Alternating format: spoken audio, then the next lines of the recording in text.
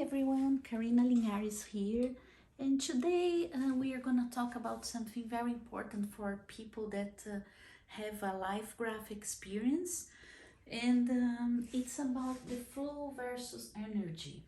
When we say with the life graph, we measure the flow, not the energy. What that means, right? For you to understand what that means, you need to understand a little bit what is flow, what's energy, and what's the difference in between. So, with the energy, let's start that. I'm gonna grab another pen here. With the energy, we have something that generates the work, right?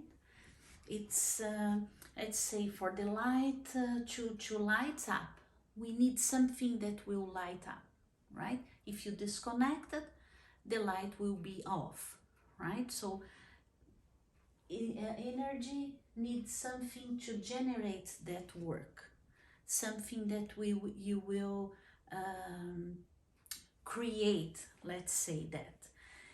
And by doing that, this energy is something that will be dissipated. It will be dissipated or transformed in something else.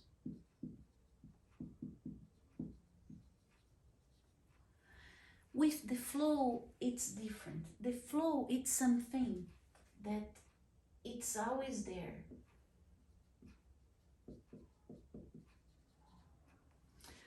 Past, present, and future. Past, present, and future. All in the moment of now. So everything, it's kind of the essence of the creation. Let's say that.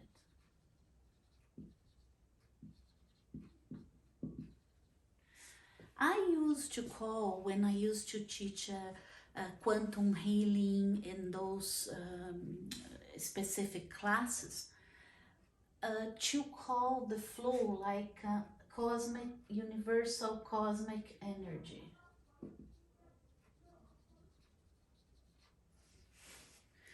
But with the radiesthetics work, we call it flow. And what I think is this is the best we can explain when we go through a life graph session. So everything that is in the flow, it's everything that ever existed, right? So past, present, and future, all our experiences is recorded in there. Is recorded in there. With the energy, no, the energy that doesn't record anything. It's just is, right? So for the energy does not record. So everything we think, all human experiences as an individual or as a collective humanity, everything that ever existed is recorded here on the flow. So it's immeasurable. When I say immeasurable, I mean if we go through a human, way of thinking, our physics, it doesn't measure the flow, right? It doesn't measure how much you love someone. It doesn't measure how much you have fear or what the level of your feelings, let's say that. So this is in this it's not destructible. And another thing is it's also it's gonna be the same unless someone altered it. So it can be altered, right? It can be altered. And it can be not transformed, but transmuted. It can be transmuted. So everything forever is recorded in here. So when we say we are all one, it's because of that. We are all connected. So it doesn't matter if it's your experience in this life or other lives that you may have, every single thing you feel, you experienced, it's in here. That's why we can make the life graph works. It's because we have a tool that measures that. And it's based on geometry.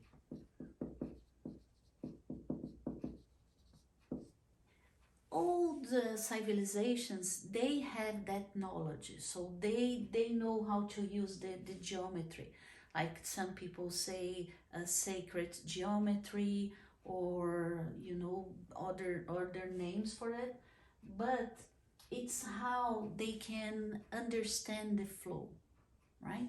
Even how to construct a pyramid, or lots of things they used to have that knowledge about the flow.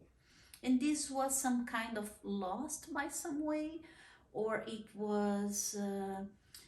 comes to us in a different way of teaching, like with the Orient. So um, those things, because energy doesn't record anything, we are not able to measure like the flow. The energy we measure like the voltage. We have tools to measure, but for the flow we don't. And what we can use to measure the flow from since you were born to the date now, when you were in the uterus, or when whatever other experience you had here on earth and beyond that, if you believe that. So we go to the flow where everything is recorded. But there's something interesting about past lives, is sometimes we hear people say, oh, I was Queen of England, or I was the King of Egypt, or I was a priest somewhere else. Why so many people have the same personality, let's say? Uh, because everything is recorded in here. And when you have access to that information, it's all us. We are all one. So everything that ever existed is in here. So it's not true that you had that experience. But because we are all connected, we all had the same experience anyways. But in regards to the life graph, we access that. And how we access that? We have like a pendulum, because the pendulum has a tool. It's a tool that we can check the movements of the flow. It's something, let's say we have a radio that this is gonna be doing, and doesn't matter the physics, it doesn't matter the mass. If I get one pendulum that it's as big as this one, or as small as this one, or if it's a giant one, doesn't matter the mass. When we have an agent of study, we measure the same flow. It doesn't matter, the radio is always going to be the same. So that means we are going with other laws of the universe that our physics is not still able to measure. Those knowledges will come to us as we get more evolved, or in our process of evolution. But for now, why not everybody is able to access that? Well, you have to use like something called pineal gland. the pineal gland give us the access to the flow. So if I give the pendulum to someone with that it's not there's not enough frequency to be able to reach that flow, the person will not be able to move the pendulum. So only people that develop like a sense of you know, to make the pineal gland to access that flow, it doesn't make the pendulum to move.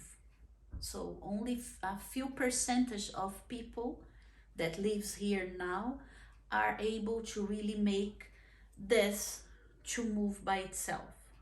Like, it's not my mental, my mind that controls the object, it's the flow. And the way that we access the flow, as I said, it's by our pineal gland. So with this access, I can make, you will see my hand is not moving, the pendulum to go back and forth. You know, it's not my mind that is using that. It's gonna turn clockwise. It's my access to the flow. Okay?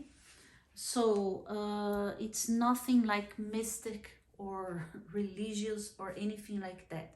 It's just some way that you get trained to be able to access that flow.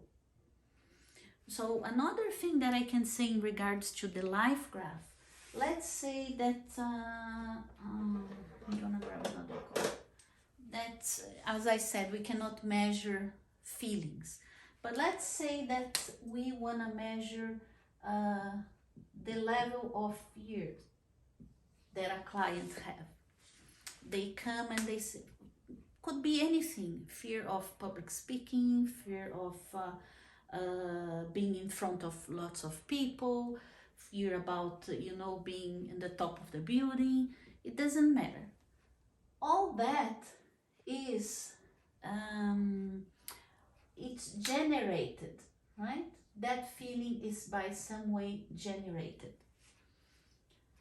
and recorded somewhere.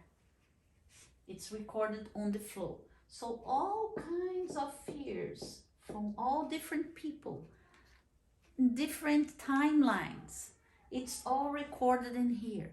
So when we go to try to help that person with the fear, we go beyond everything.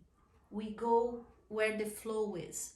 And from there, we are gonna grab tools that will allow them to interpret the symbolism of those tools that they bring it out. So difference between flow and energy is that the flow is always there, always existed. It's always existed. It records everything everywhere in the universe.